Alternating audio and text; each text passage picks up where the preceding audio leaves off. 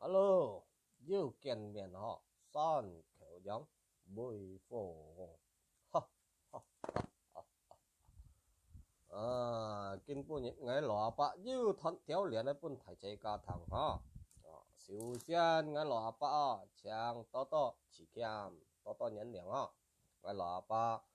ya bơi bơi yêu cộng đồng mỏ bơi yêu cộng so mấy chẳng thải chạy ca to nhẫn liền ha kinh bùi những ngày lọ bạ thuận theo liền lấy bún thầy chơi cả thằng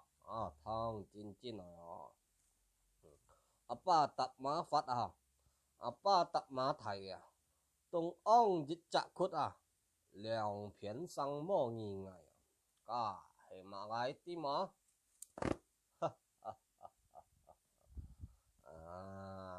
mày sao hiểu hỏi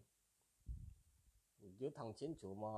mong cái lọ bạc dài còn phải liên minh đâu sao thằng thằng chín chín ba tập ma phát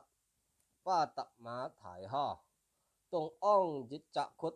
liang phiến sang mò nghi ngày thằng chín hiểu hỏi mà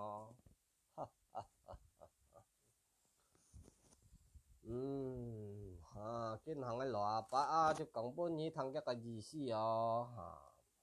thằng chín chúa đấy ba tập ma phát ba tập ma thải tung ông dịch chặt khút